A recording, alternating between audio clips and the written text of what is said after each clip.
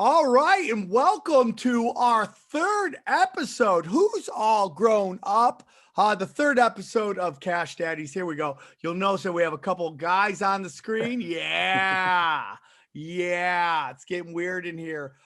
Joining me as always is my co-host, the man, the myth, the legend, Howie Dewey. How are you? Good, Sam. It's going well, baby. You look great. You tell me you're getting ready. You got a microphone. Look who's all grown up in the podcasting game. Yeah, all grown up doing the world, baby. Dude, your hair is always on point and you have flawless skin. And in the bottom right corner, I think it's on everybody else's, we have a new producer who's helping us basically make this thing look somewhat proper. Okay. Evan Hand, how are you, brother? Or do you want me to say Ev Hand for all the ladies? It's whatever, man. Call me whatever. All right, because you know we're going to have a lot of OnlyFans ladies on here looking to spend that fucking finger blast. I'm all money, about that. Okay? All about it. And our first guest ever, that's how grown up this show is now. We're inviting other adults to chat with us. This is a very good friend of mine. We went on a major tour. It was called The Monsters of Comedy with such heavy hitters as Ari Shaffir, Jason Rouse, him and myself. Please welcome one of my favorite people on the planet, Mr. Chris Neff. How are you, Chris? I'm well. Thank you for the introduction. I just literally got pulled over by a cop on my way home. So it's been a day. I could feel your hot heat, dude. All cops are bad right now. Dude, you have a real American Psycho kind of vibe right now, and I like it. I like it a lot. Thank God your cats are there to calm you down. And we talk cats. We're talking many cats. Three cats. Mom, Jack, and Millie. How's knitting going? Is that going well too? I actually have a new book. It's called How to Knit with Repurposed Cat Hair that you find in your house. I'm not kidding. I'll grab it and get, if you don't believe me. Howie, do you have any pets at all? Yeah. I got a stuffed animal, a bear, a little bear. Yeah. That's it. Yeah, I talk to it a lot. You know, we have conversations, and we do. Sometimes I take him out. We do some weird shit. I assume that all the time. Guys, no live animals. No live. It's New York. That's got to be a pain in the ass, right? Yeah. But I'm not. I can't get in and picking up dog shit. Yeah, dude. That is heroin needles. I hear they're thick too right now. Yeah, quite a few. Dude, just saw a guy begging for food and money, not judging there, but for the grace of God go I, but he had an iPhone. So I don't think he's homeless. I just don't think he likes to shower and work, right? I mean, like, you can't have an iPhone and be on hard times. No, you got to have rules. Like in New York, I got a rule. I love giving money out to homeless people, but simple rule. You have to be missing a limb.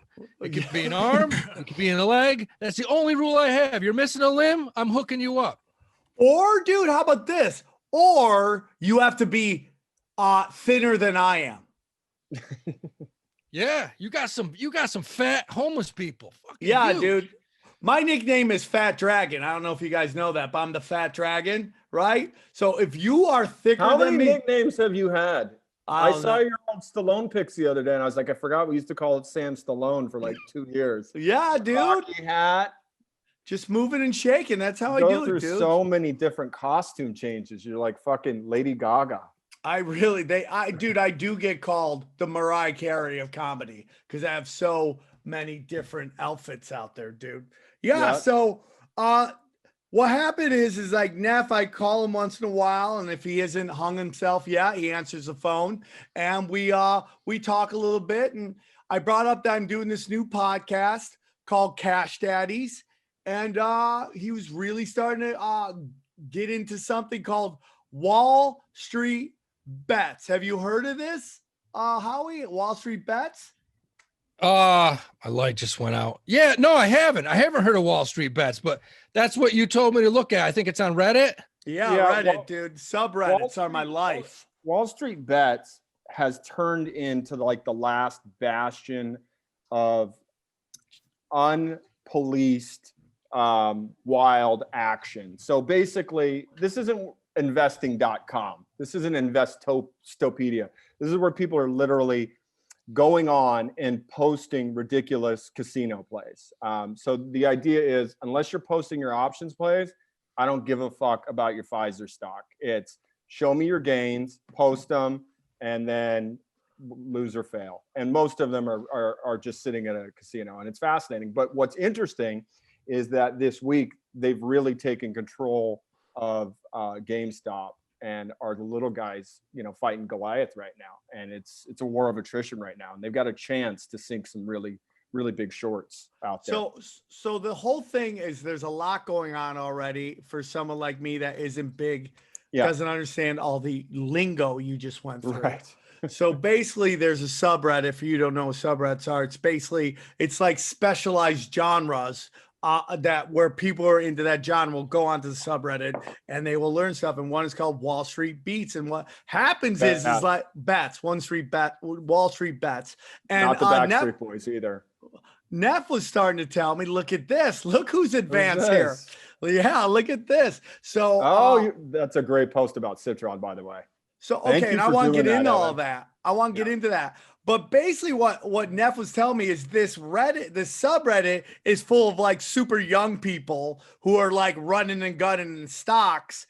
And tell me the story about big story on Wall Street Bets is GameStop. Tell us a little bit about it. All right. What happened is this, GameStop started out, a user by the name of Deep Fucking Value posted a position, and standard operating procedure is you post your position. What is a position? A position is an entry or a holding on any equity. It could be a call, it could be a put, it could be a short. It could be like, hey, I just bought 10 stocks of, Alibaba. You're posting, your position is what you're holding. Okay. So about a year ago, Deep Value put out some DD, as we call due diligence in the industry, and posted his thesis on why he thought GameStop was undervalued. And at the time, I think it was trading for like $4 a share. Everybody said brick and mortar's dead. Now this is pre-corona, mind you.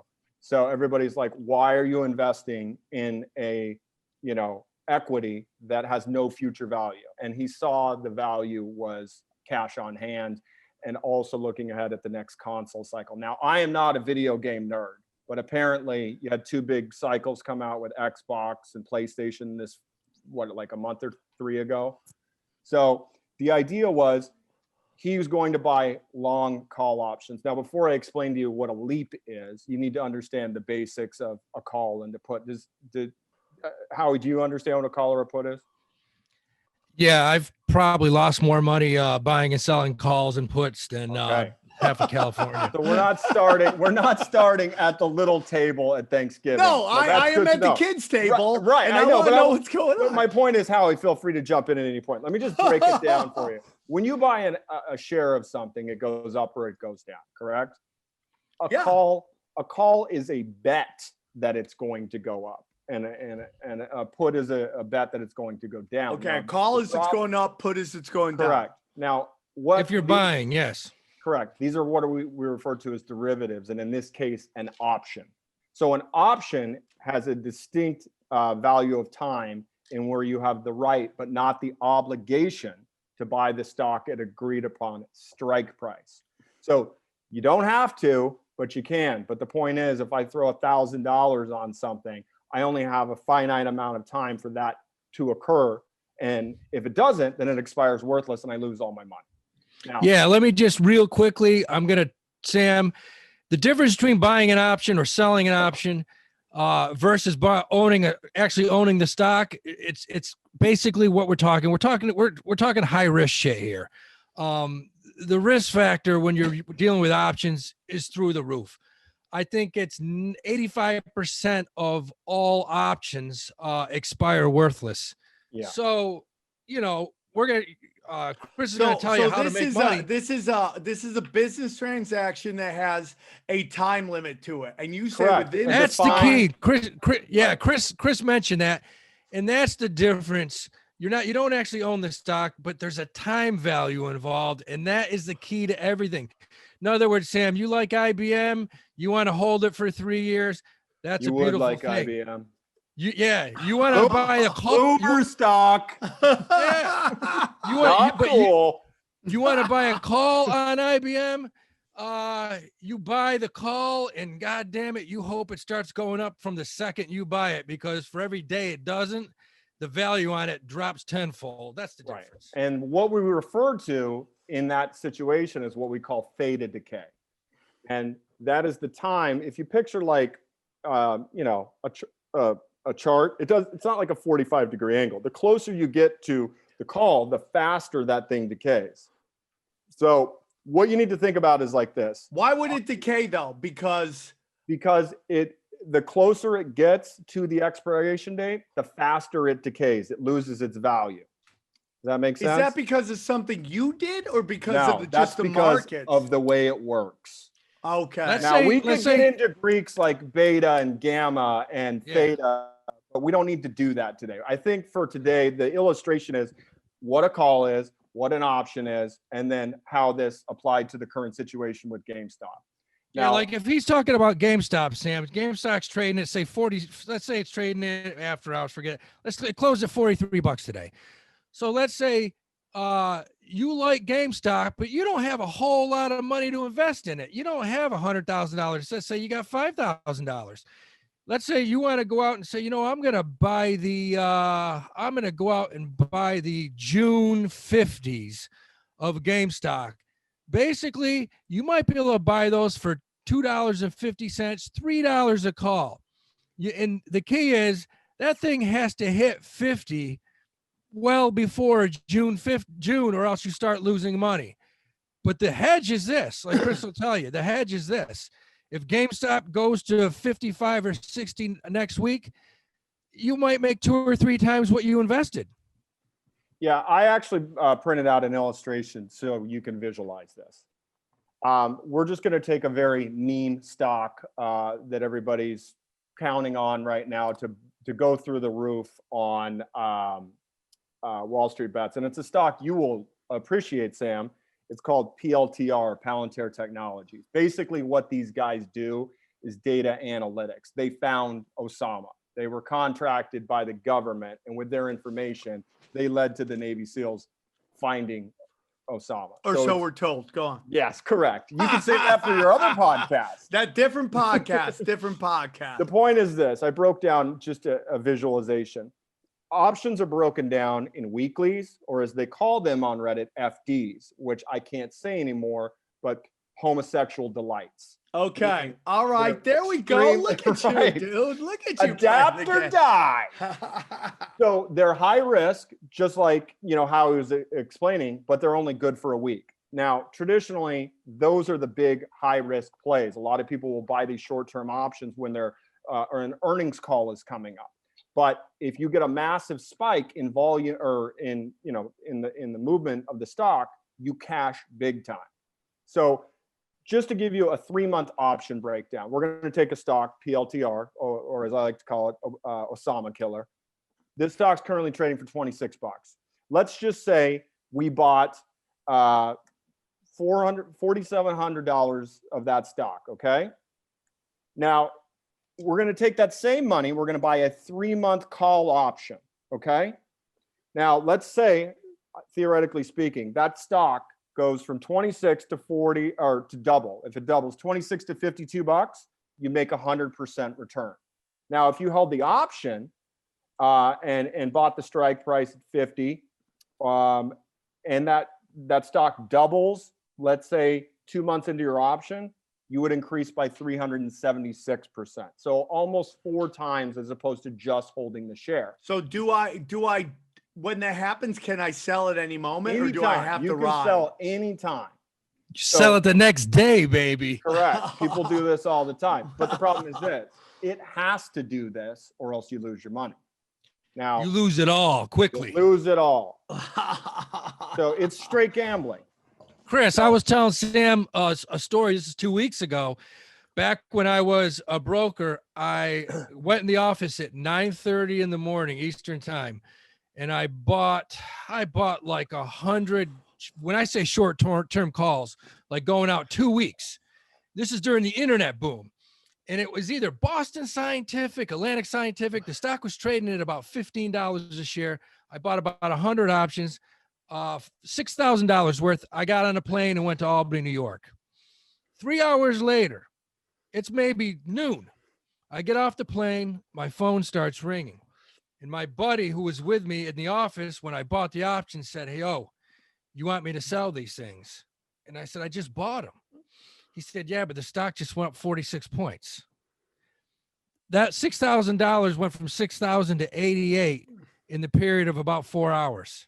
As opposed to going from 6,000 to 11, which would be like a straight 46%. You see the difference, Sam? Yeah, I bought. Yeah, I do. That was my gunslinging days, man. I literally like went out 3 weeks, bought a shitload of options, made a lot of money, which I lost 3 months later.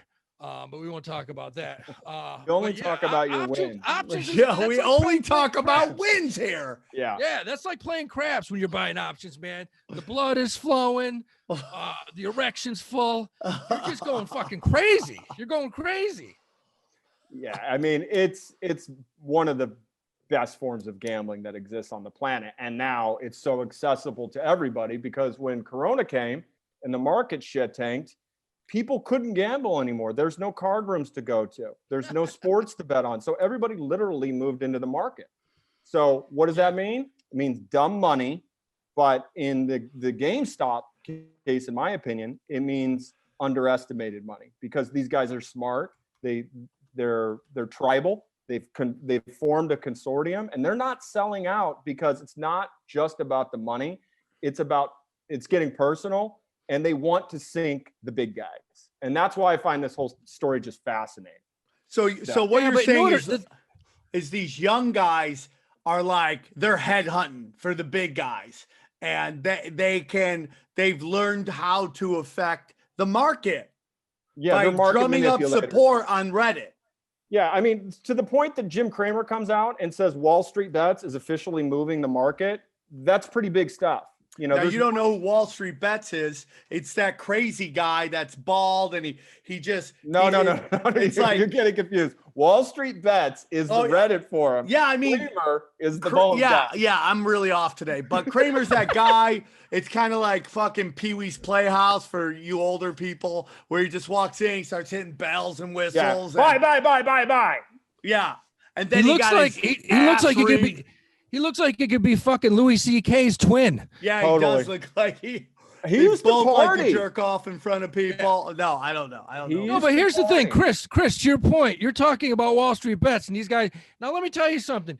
You don't just move the market with 10 or 20 fucking crazy dudes. This stock, GameStop, it does 43 million shares a day. So these guys got to have some money. You got to have some serious coin to move that volume. But here's my thesis on that. Because I was skeptical at first. Now, there's 1.8 million members on this thread. This all started when Deep fucking Value came in. And like a ninja, he posts his position. Everybody says, you're fucking crazy. You're going to lose all your money. You made the biggest mistake. He doesn't even respond to them. He's just like this fucking ethereal presence. And everybody's just like, you just blew, because he started with 100 grand or maybe 40. And everybody's like, you just made the biggest mistake of your life. Well, what he did was he bought dirt cheap leaps, which is an option, but a year out. So it's a very long option. It's probably the second most form that, like Chris just said, it's conservative as far as the gambling goes. Correct. In other words, you got a year. Things can fuck up. You may not hit earnings. You can drop, but you're not going to lose all your money. At least you got your time value is out there. So correct. You're not sitting there sweating every tick of the symbol. The point is, I would say around late summer, early fall, the stock made a move. And I want to say it went from like $4 to like maybe $8 or $9. And then he starts gaining this momentum and they're like, this guy's still fucking in. And they're like, get out. You're up 1.2 million. You made your money. You can retire. And all he does is just post his monthly position. And these guys are like, he's still fucking in. Well, at this point, everybody jumps on board. And I've been on Reddit on Wallstreetbets and I commented 3 times. And I've got, I'm holding it. I'm thinking to myself, if I'm holding it and I don't have time to comment, how many people are really holding this? And then the big positions started getting posted. Guys putting $2 or $3 million just in shares. And it's turned into this roller coaster. Everybody has a piece of GameStop if they're associated with Wallstreetbets now. And on top of that, the theory, because we need to back up, GameStop is the highest shorted stock in the entire stock market right now. At one point, it had 165% short interest. It's dipped down to 145. But the thesis evolved into, this isn't just a value play. This is a short squeeze waiting to happen. Now, can we raise our hands if we know what a short squeeze is? We can't. Did anybody see The Big Short? Yeah, but I'm looking at GameStop. I'm looking at GameStop, and I see where it's broken out. If there was any stock that I probably would short, it would be that stock. Right. That's the logic. So they're inversing this because they believe, well, we all want to believe that the magic ticket's right around the corner, but the short squeeze of, I don't know, I would say the century was VW, and this did happen once before. And the short interest wasn't even nearly as heavy as what we're seeing in GameStop, but it did spike up massively, I want to say for 10 minutes, and then fell back to earth. So these guys, what did you say, Howie? It's trading at like 42? I own it. I should know. It's trading at 43 right now. After hours, 47, which that doesn't mean shit. So, but it's impressive that it does. It's doing 43, 44 million shares a day. Now, here's my question to you. Yeah. You're looking at this shit on Reddit. Yep. And now take a deep breath and think, how many of these guys on there? Like, I could go on there tomorrow and be like, hey guys, I just picked up 2.5 million shares to put in my head. How many of these guys are full of shit? How many are being honest? I can answer that because there's a post or ban policy on Reddit. So if you take a position and you don't post a screenshot, it's get the fuck off. Now, I really don't think people are going to have time or the know-how to Photoshop fake positions to do this. Now, I could be wrong, but and is there a way to find out that they're? I mean, like I'm sure just a little. There are paper trading accounts which are fake, which people who are getting in the market practice on, but people know each other there, and there's some real. They call themselves autists, which means like you're the best trader of all time. You're like Rain Man. You're autistic. So if you kick ass on Wallstreetbets, you're a fucking autist. So. The point is, there's massive amounts of legitimate positions being posted. Yeah, you know what you should do, Evan? Is just type in GME, although every post on there right now. Oh, thank you. Is that for me? Wait. Watch it. Boomer analysis.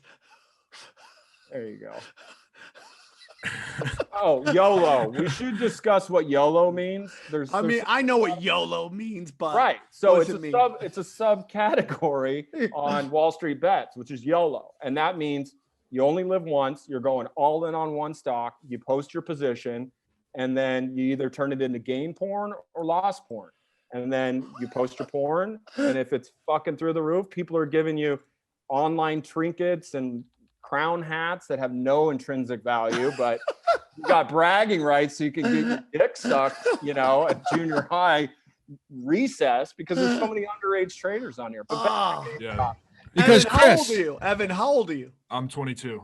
Oh my God. Imagine knowing all this shit at that age, dude. Holy. If I would have gotten the market at 22, we would not be having this conversation. We'd all be on my private fucking island getting Hold on. What, Evan? Look at what? Look at there this. You go. Okay. This is a YOLO, a good one. Well, this is Deep Value's current position in the stock. It was much deeper at one point. He was holding a lot more calls. But can you tell me what it says all the way to the far right corner? Right here or down below? Yeah. Yeah, 5.7. And when was that screenshot from? Oh boy. Today? Because he was up 7 million like last week. Yeah, he's buying. Yeah. That's when the stock was trading at $31. That's from. But look.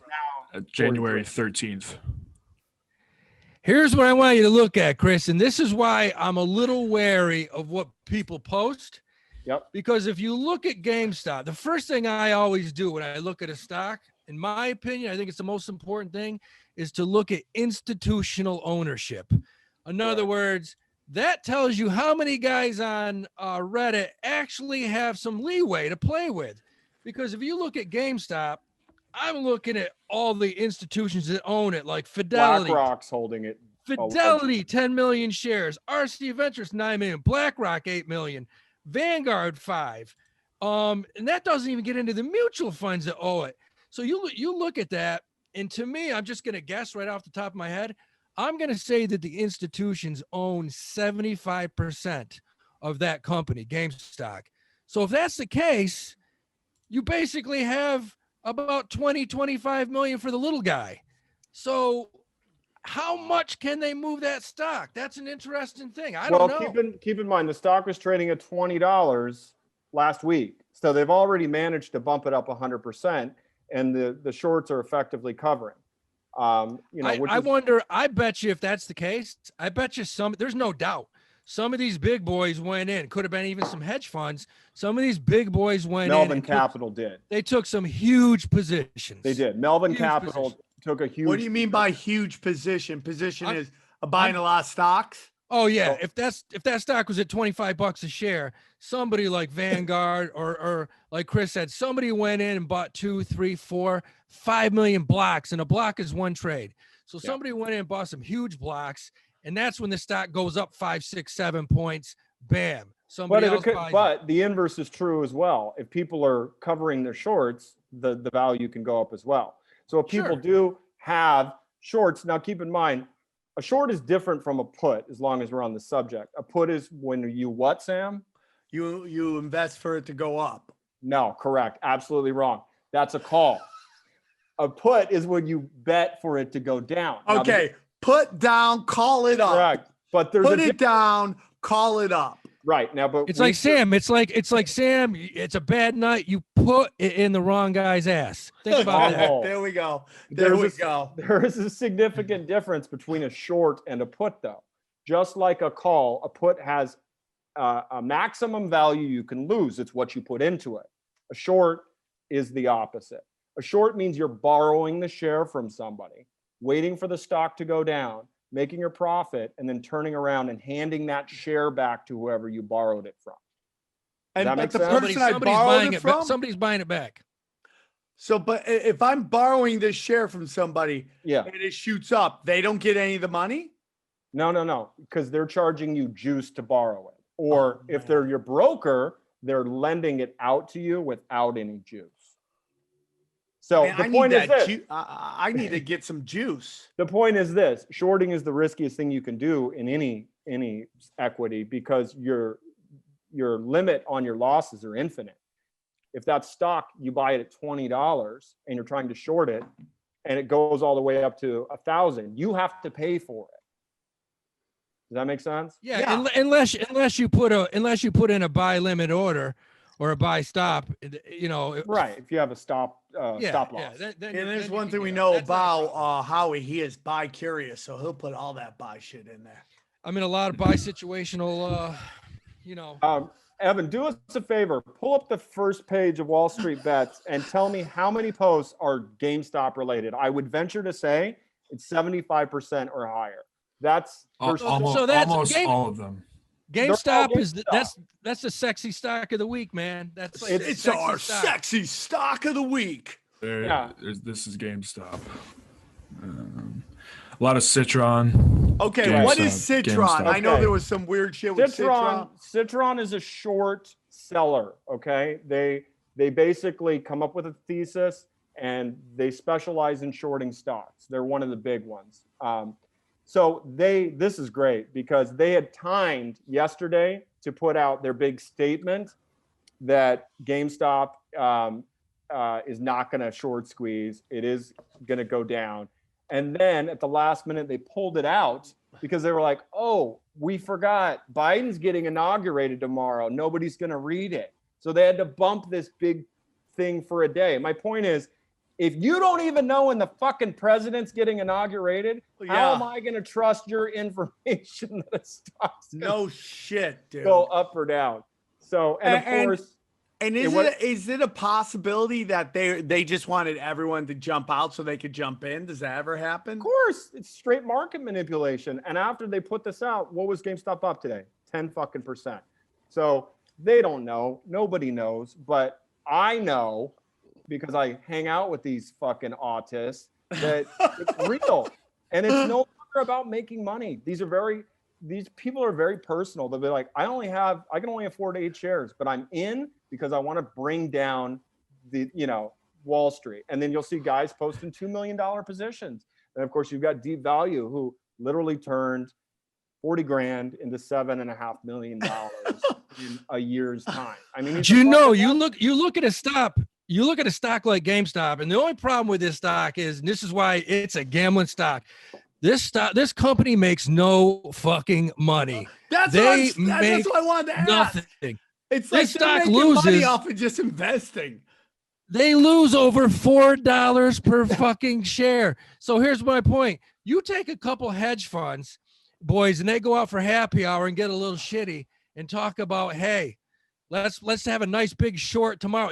This is a stock you could see down 15, 20 points over the course of a week easily. Let's look at the beta on it. Because don't even ask, Sam. You're not ready for beta. What? We talked about it. We talked about you beta. Did? What are you? It's got bro. It's got a 1.56 beta, which we talked about. It's well above 1. All that means is this is a stock that likes to move. This stock moves up, it moves down, it moves sideways. It's a volatile stock, man. And this is the kind of stock you could see this bad boy down 10, 15, 20 points over the course of a week easily. Howie, let me ask you a question, because you have more personal direct experience, as being a former broker. The short interest is, I think it's 145% now. If the short interest is over 100%, does that mean somebody is borrowing somebody's already shorted own stock? How can? Yeah. Okay. If it's 145 on top. Absolutely. Okay. So here's my problem with your thesis. These guys go out and get drunk and they say, we're going to short the fucking shit out of this. The juice on those available shares to short is going to go through the roof because they're hard to find. What is shorting again? One more time. Shorting is betting that something's going to go down, but you're not doing it with a protected hedge, meaning I'm only going to spend 1,000. If you're right in that 1,000 and it goes down, you make money. But if you're wrong and it goes up, you're on the hook for whatever. Who pays you out for it going down? You do. You're buying and selling the stock yourself, and then once you get the stock back, you give it to the person you borrowed it from. Chris, I don't think it would be a problem for one simple reason. This company has 70 million shares outstanding. So you take a couple big block shorts and that thing drops 8-10 points, it would be nothing. You wouldn't even notice it. This thing could be shorted. It could easily drop 15-20 points quickly. But there's 70 million shares. That's quite a few shares outstanding for a stock that doesn't make any money. But here's the thing that I think is the flip side of that coin, and that's momentum. And momentum always makes money in the stock market. And for every short, you got to remember, for every transaction, there's 2 sides to the transaction. For the guy that sells the short, the guy that's buying it says it's going up.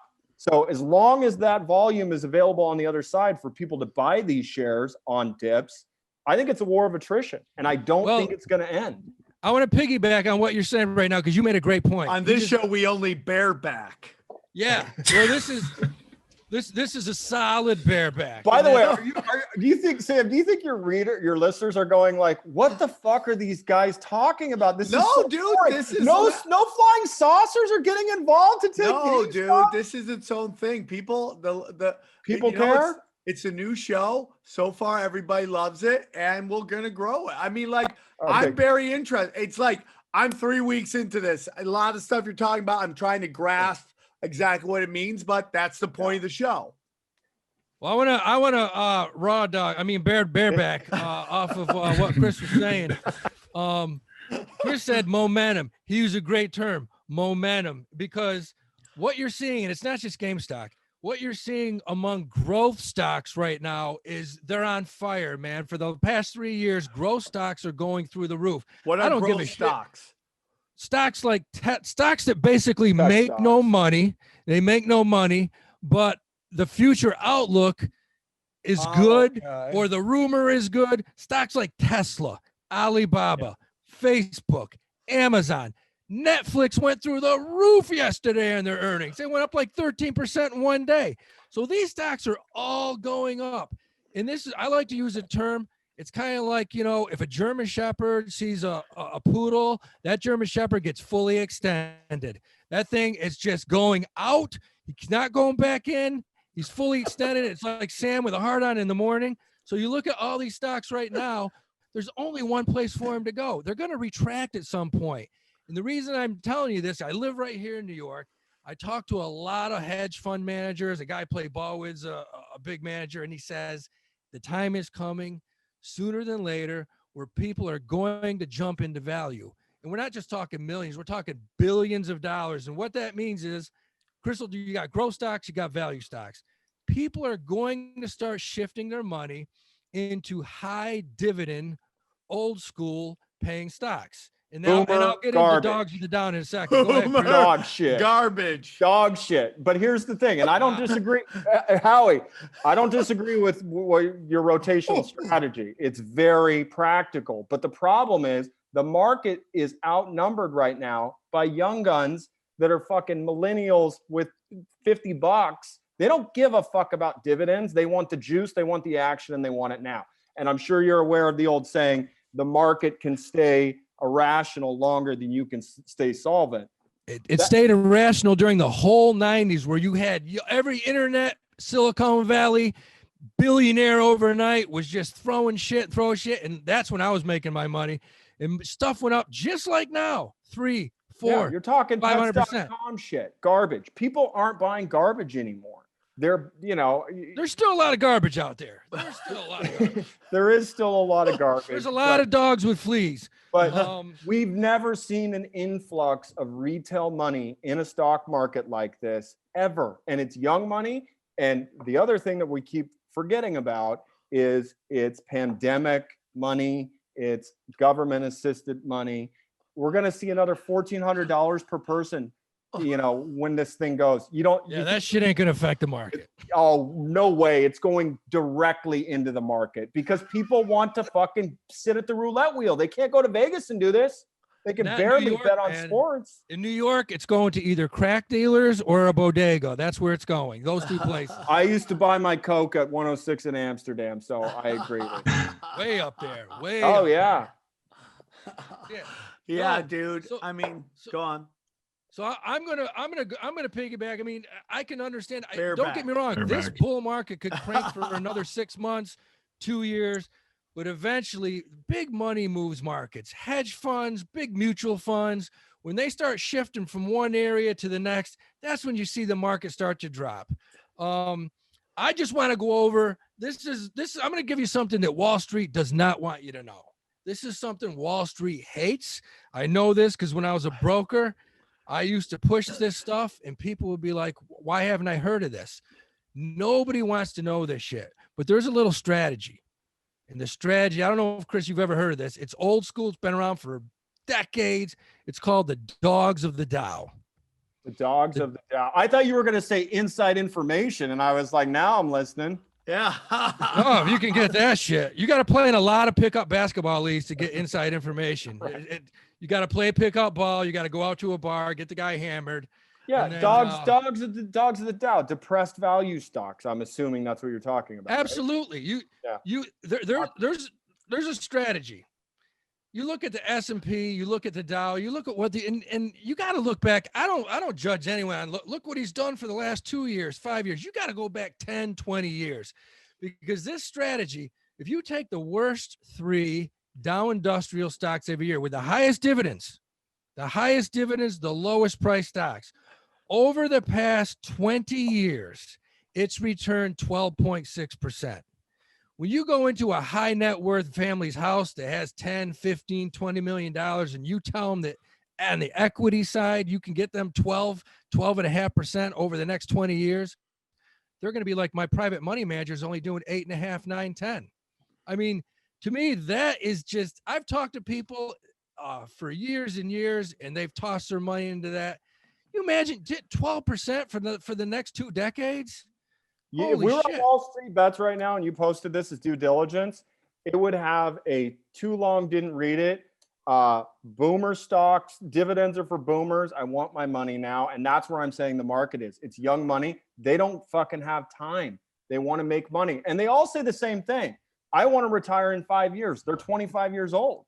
They'll be broken, let's see, 1.5 to 2 years. They'll be broke. But the problem is this: Deep fucking Value has turned this around and said it is possible. And now everybody wants a piece of it, and they're all getting on, and they're not going to stop. I love that's this, usually dude. Sam, remember I told you last week when everybody and their mother jumps in, when your grandmother's like, fuck yeah, I want in, I'm buying, when the whole world's like, buy, that's when you want to get the fuck out and run. But then look at Tesla, though. That's the same case with Tesla. Tesla, in my opinion, and I listened to a guy named Byron Wien. Byron Wien is probably the most sought after, knowledgeable genius on Wall Street. He's been doing this shit for like 50 years. And Byron Wien came out. He used to work for Morgan Stanley. Now he works for another big fund. And he talked about Tesla. And he said, I've looked at the valuation. I've been studying the valuation forever. I think it's peaked. Now, with him saying that, it may go up another 50% easily. May go up another 100%. But I'm going to tell you this, over the next couple of years, don't be surprised if you see it back to $250, $300 a share before it goes back up. Quick little side story on Tesla, because it was making the rounds on Wallstreetbets. There was a guy, mid-40s, put like 20 grand into Tesla a year and a half ago and just kept rolling his calls. Now, this is another term you're going to need to understand. When you have a call option and it's making money, you can extend the date of the option by rolling it into a further date. So he basically kept doubling down, turned his 20K into 2 million inside of, 18 months, because Tesla went on that 700% run in a year. But of course, his 700% is more like 4,200% because he just kept rolling his money. So I know a guy that did that back in the day with Amazon. He turned about 100 into about close to 4 mil. Long story short, when it was all said and done, this was 2003, 2004. When it was all said and done, I think he had about 25 grand left. I mean, I've seen people make millions and lose millions, make a couple hundred back, lose it. Look, I hope that's not an omen, because I just sold my Amazon yesterday. Yeah. Hey, it's a good time to get out. The thing's through the roof. That thing's extended as shit too. They all are. Yeah, but it's been flat for 6 months. So let me ask you guys. Okay, go on, Howie. Go on. Go ahead. No, but a big part of this show is, and by the way, this has been awesome. I love hearing all this shit as I try to digest it and understand it. And but the what I want to do with this show is like kind of help like young money, like you were talking about, Neff. And like I call it the internet rich people who are now making money off of Patreon, Rockfin, Etsy, OnlyFans. I own Etsy, by the way. You own it? Yeah, of course. Okay. So they're making this money. Like, what's a good place to start if you guys saw it? And then I want to get into we got a bunch of Howie, Okay. Did you have another point you wanted to talk about? Or we can get in the questions. No, get right into there. Like a young person, first of all, you got to look at what you're making a year in salary. And the bottom line, you don't invest, you don't buy anything until you set up an IRA. You got to, unless you're making over 125 a year, you got to have tax deferred money growing for you. You don't want to make a lot of money in the stock market and then pay taxes on it. Yeah. You can buy these stocks that we're talking about within an IRA, and they go up 600%. And guess what? You don't pay a penny. Now, can I bear back these boomer stocks? You can bear back. You can raw dog. You can do anything you want. You can jump on. You can buy anything you want, man. You can fucking, if you don't have to have ever played a video game in your life, you can friggin' ass bang the shit out of GameStop. I mean, there's nothing wrong with it. Put it in your IRA. To further Howie's point, because he's right, I contribute the max to my IRA. I think it's $5,500 this year, and I get a $2,500 defer or write off against it. But if you don't know what you're doing and you just want to get some money in the market, first step is IRA or 401k with your match with your employer. And then the next thing you need to do is find an ETF, which is a set it and forget it, ETF is what? An exchange traded fund. It's similar to a mutual fund. It's a group of 50 stocks in one holding. So or 10 or 15. But you shop around. It trades like bottom line is it trades like a stock. A mutual fund, you actually own bits and pieces of a particular stock. An ETF, you actually own, it's actually real stocks, but it trades like a stock. You can look up your ETF. If you got an oil ETF, it's got 10, 15, 20 oil stocks in it. And 5 of them shit the bed. The other 15 are going to get you out of the water. I own an ETF that's right up your alley. It's called ARC-G, and it's a product that Kathy Woods has. She was the one that called Tesla, and she has ARC-K and ARC-W, and ARC-G is a genome stock, and it's all biotech stocks that are specifically related to gene. Oh, it's a biotech? Yeah, but it's all about. I know about sectors. Sectors? Yeah, okay, I learned that in episode 1. You name me at least 3 sectors right now. Yeah, hold on. What do you want? Hold on. 3 legit sectors right now. All right. And you have to pronounce them all correctly. Okay. Okay. No mispronunciations. Yes. I will. I'll buy you dinner. No, I'll take you to opening day at Dodger Stadium. Okay. But if you fuck any 3 of them up, you're buying the tickets. All right. Biotech. You got this. Biotech. Yeah. Yes or no? I'll give you biotech. Oil. It is. Ding, ding, ding, ding. Wrong. Oil is not a sector. What is it? Absolutely. Sure it is. No, it's not. Yes, it is. How is it not? Okay, we have one vote yes, one vote no. No, Evan, you can't baseline oil as a sector. Evan's going to keep all the chicks here. Evan. Oil is a sector. It's not oil too and energy. broad of a term. There you go. I would have accepted energy, but not. Oh, okay. Oil's actually a bigger sector than energy. Absolutely, oil's a sector. Oh yeah, here we go. Real estate, dude. Here we go. What do we have there, Evan? These are all the sectors here: energy, materials, industry, consumer discretionary, consumer staples, healthcare, financials, information technology, telecommunication services, utilities, and real estate. I would have gotten you two. Put me behind home plate and 2 Dodger dogs, and we'll call it a day. By the way, I didn't even see biotech. First of all, let me ask you a question. How come technology wasn't on that list?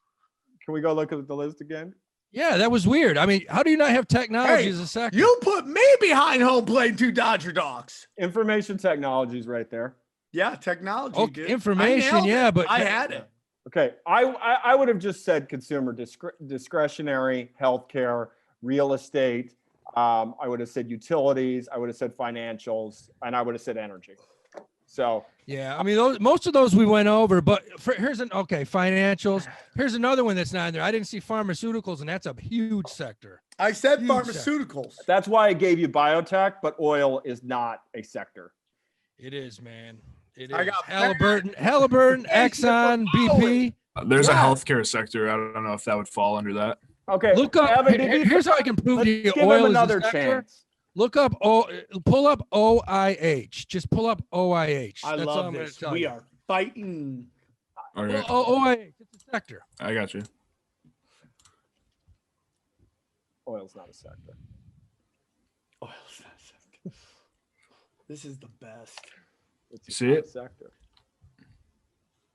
What are we? What it is, it's the Van Eck Vectors oil. That thing's been around for like 30 years, and it's got 10 of the largest oil companies in the world in it. So I would call that a subgenre of the energy sector.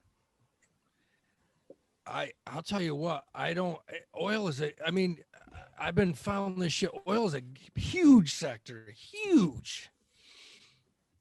I would say energy's second. I don't think energy's as big as oil. I mean, it's energy. So I owe you 2 tickets, top row, and on opening day. No, stop it. All right. So One question we have here, guys, and by the way, this has been Is this excellent. a call-in question? Is this a fan question? From Twitter. Hey man, we're gonna ask some questions. Okay.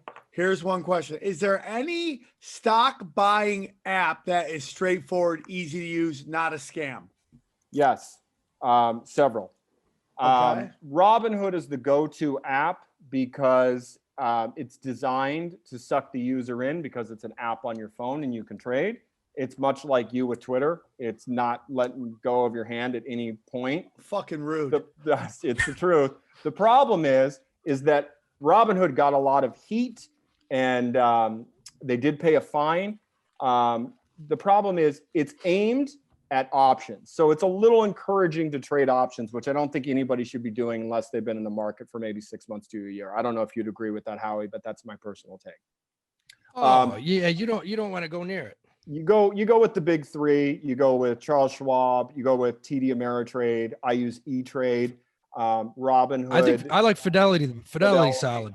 Yeah, they're all legit. You don't want to go with anybody that's not a big name in the industry.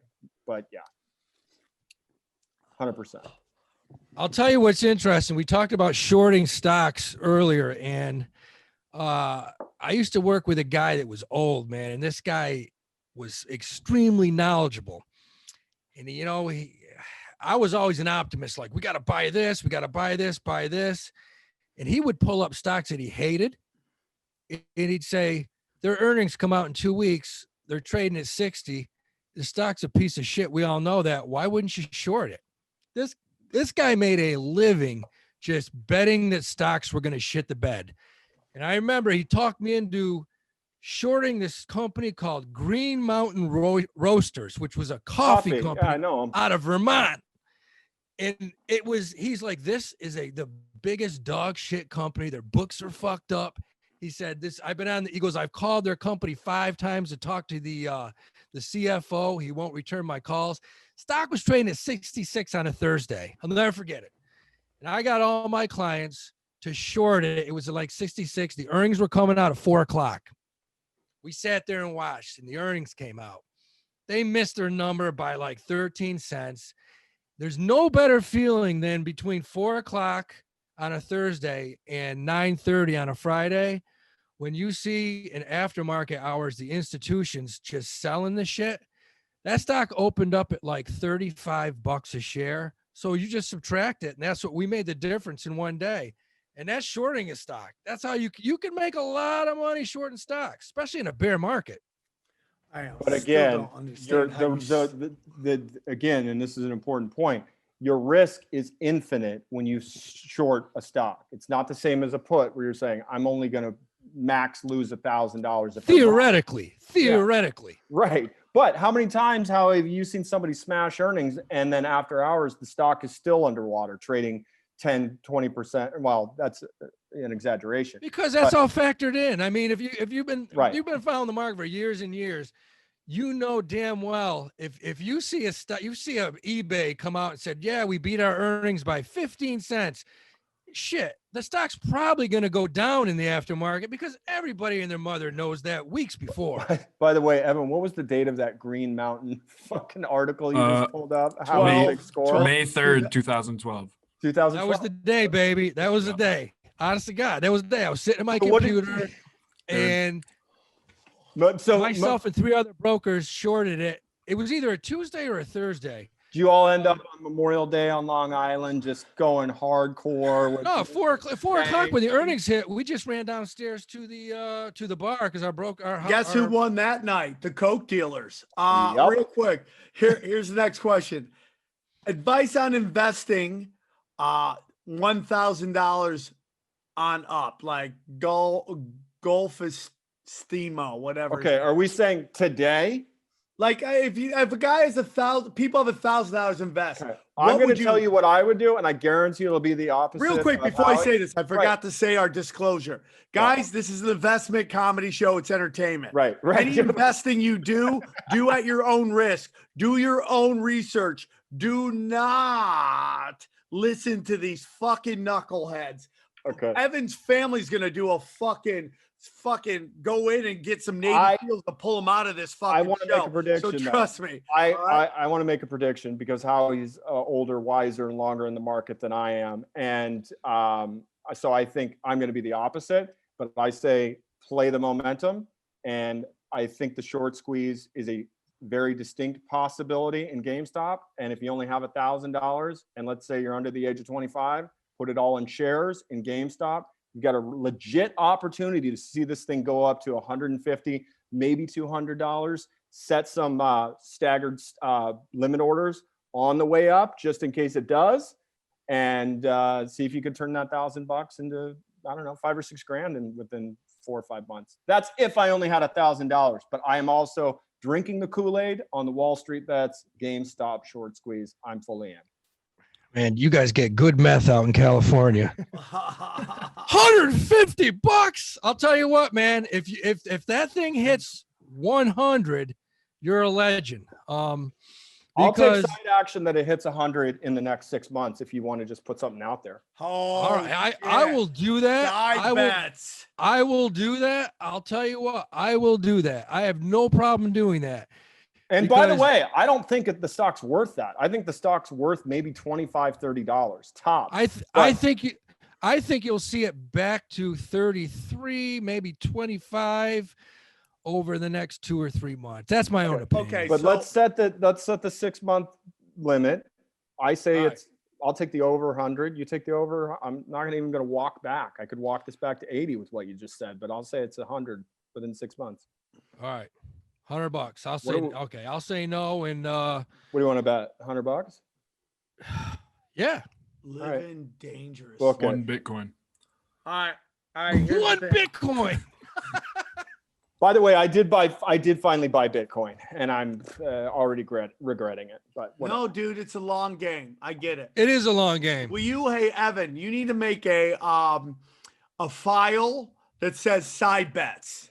And write down what the side bets are. And yeah, something tells me I'm going to have a few of them. Yeah. So write down side bets 6 months from today. What's the bet exactly? GME is trading at 100 or higher between now and 6 months. All right, write it down. It's almost halfway there right now, man.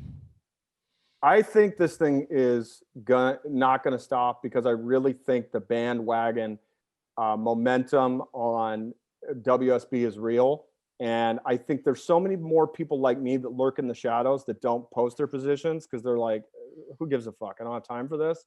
I think there's so many more people in the shadows like me that are in the stock. So that's why I'll take the risk. But here's the thing. And I've been buying these stocks my whole damn life.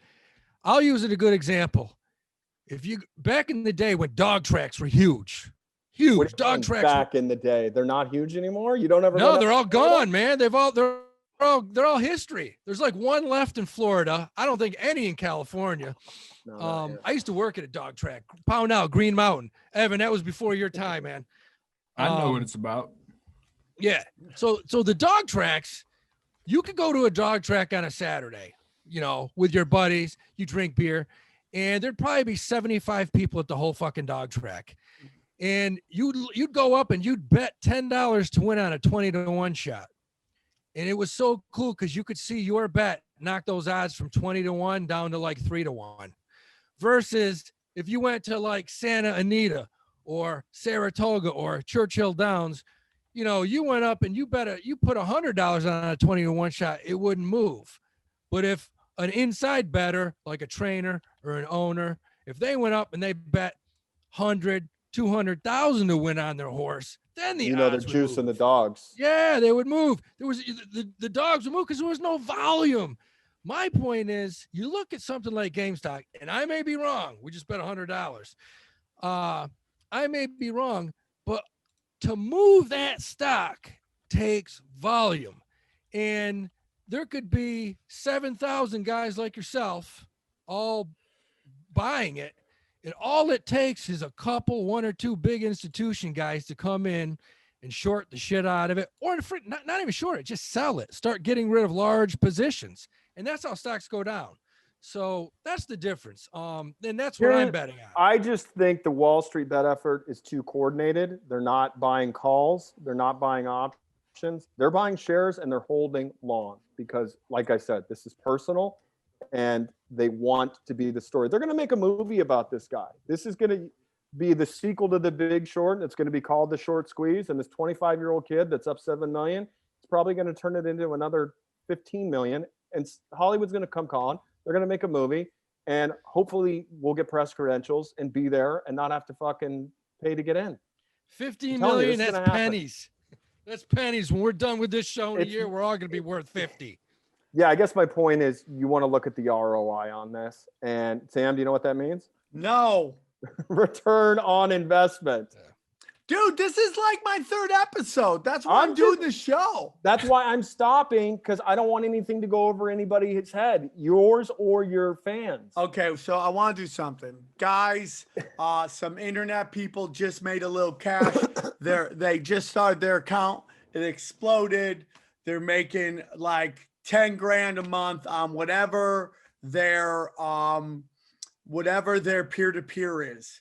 And they covered their, you know, they don't have a lot of expenses right now. They have, let's say, a couple grand to play with. Where should they start, do you think?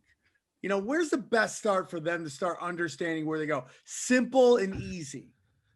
Well, the first thing you got to ask them is, first of all, how old are they? That's the most important thing, because that is going to tell you what kind of risk tolerance you have. Age is the key. You're in your 20s, max out your IRAs. So anything left over, IRAs. Yeah, max out your IRAs, man. So Chris just talked about that. You know, you want to max those things out because when you're 60, 70 years old, you know, those things, especially if it's a Roth, it comes out tax-free, or you're only paying ordinary income tax on it. Now, the flip side is this, because you bring up the age issue. It is important if you're young. Let's all be clear on what it means to have an IRA. You can't pull that money out until you're 59 and a half years old without a penalty.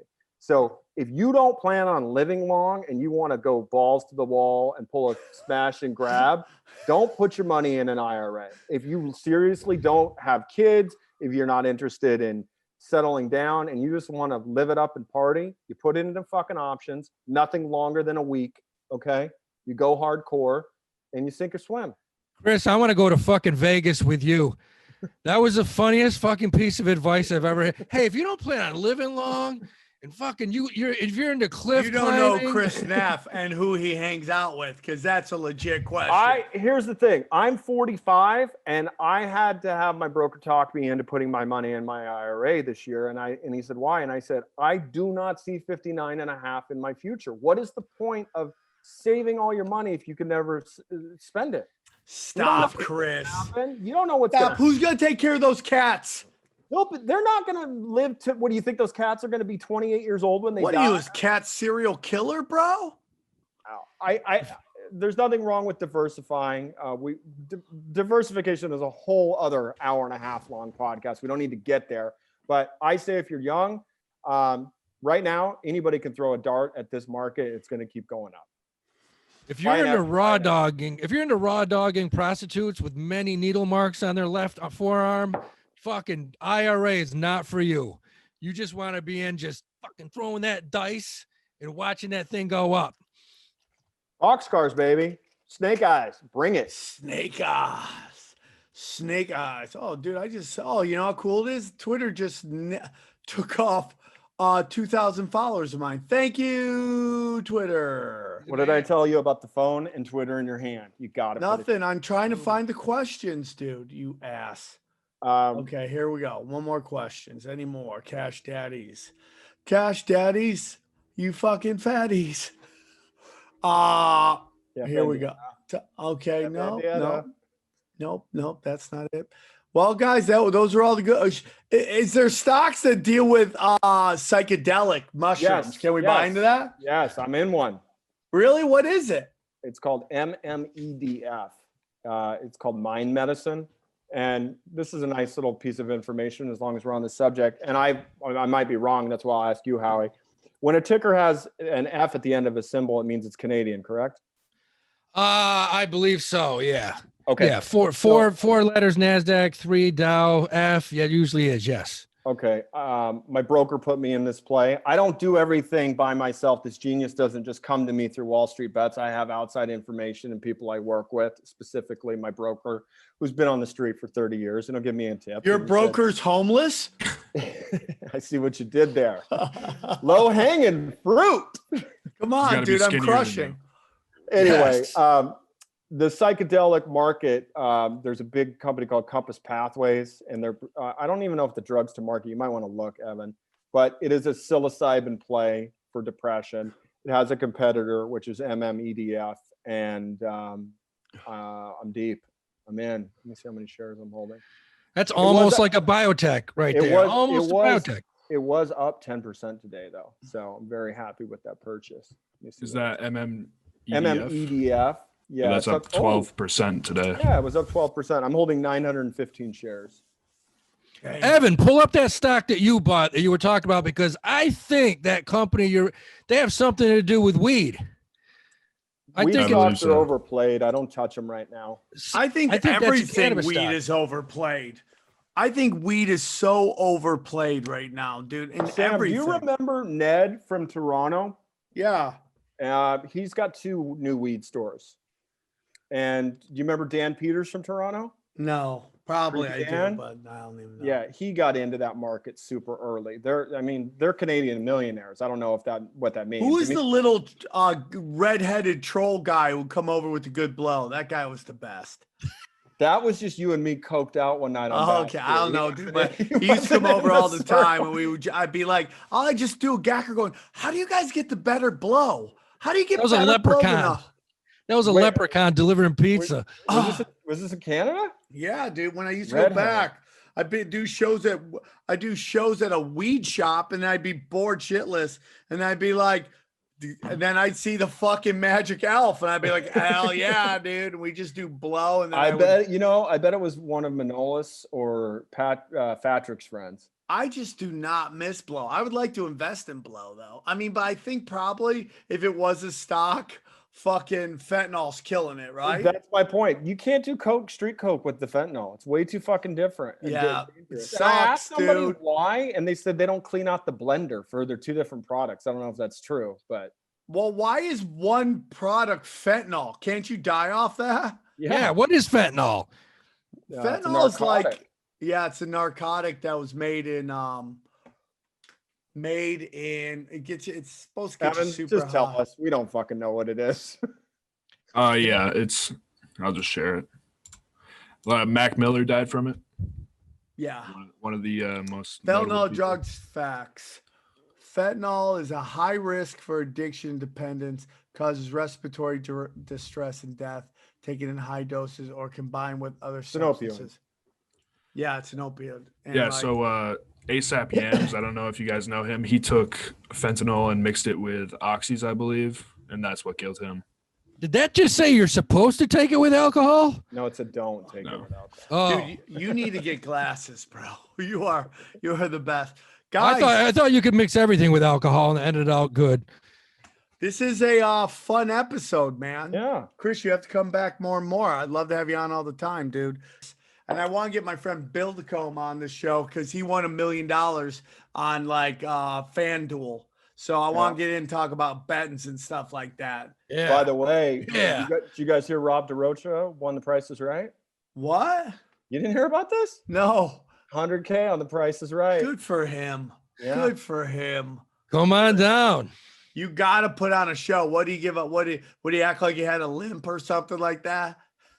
What, to get on the show? Yeah, you got to have a story, The Price is Right. You got to be like, get on it, right? I fought in 4 world wars. Yeah, you got to have something, dude, to get on there, dude. Well, he got on there, cleared 100K. Oh, one other thing we should mention. By the way, can we talk about who's the host? What's the host of Price is Right again? What's his name? Drew Carey? Drew Carey started to look like a Unabomber. Have you seen him? He started to get that Unabomber look. Like he just wants to take all of his real dolls and go live in a shed. There's one thing that we haven't discussed that I think is important while we're pulling that pick. Just because you make money in the stock market doesn't mean you get to keep that money. You still have to pay taxes on it. And there's two types of earnings. There's something you hold for a year, and the capital gains on that are like 15%, versus if you buy and sell an equity in the same year, it's taxed at whatever your current rate is. Ordinary income. Ordinary income. So like, there's a big difference between holding a stock for a year and making a profit and selling it under a year.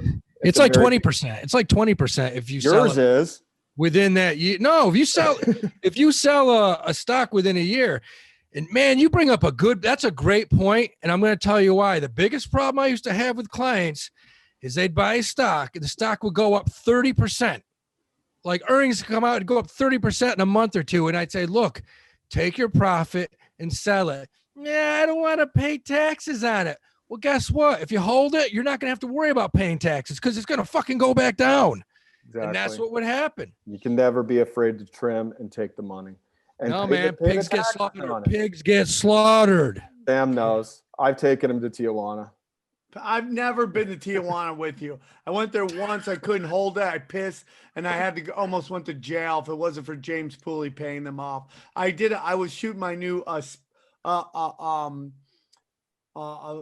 pilot I'd pitch, which we debunked Street Legends. I was in search of the donkey show, and I couldn't find it. That sounds like a great documentary. In search of the donkey show, starring Sam Tripoli. You just go to border town to border town to border town. Yeah. Looking for the donkey show. Who's the chick? Did you ever find one? Doing? Nope, never found it. Not too late. Not too late. Never. Believe, dude. Believe. All right. Great show. Well, hey, Howie, got anything you want to push? What are your social media? What is your all that? Dude, Howie Dewey Instagram, Howie Dewey Twitter. We're cranking Bad Fast episode 3 this week. Bad Fast is rolling.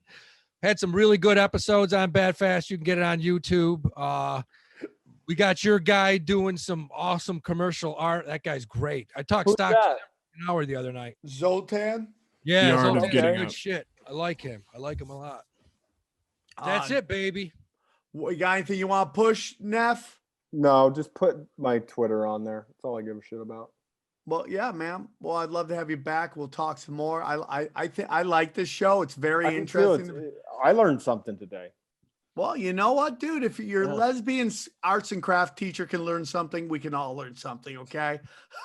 You just wait until that cat fur coat that I'm knitting out of repurposed cat hair. Yeah, I love it. You see that on my cats, you're not going to be laughing anymore because I'm going to sell it. So, Evan, anything you want people to find since you're the heartthrob of this show? Hell yeah.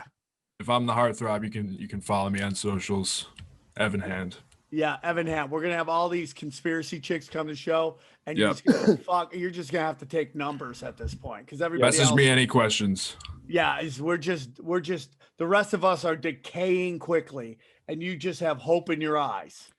Carrying it on in my back. Yeah, dude. There we go, dude. Hey, you're gonna have to fuck all of them for us. Okay, we appreciate you. Your OnlyFans, your Patreons, your YouTubers.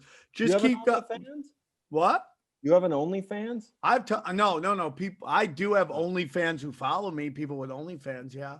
But I mean, you have an OnlyFans. I did put one episode up one time, okay. But and then they were like, "I came here for the cock." Yeah, they're gonna be disappointed in everything. So that's what it is. Again, Neff, thanks for joining us. I'm Sam Tripoli. Thanks for having me. Tripoli on Twitter, Sam Tripoli everywhere else. I got a billion podcasts. Whatever you're into, I talk about it. But it was a great show, and thank you guys very much. See you next week.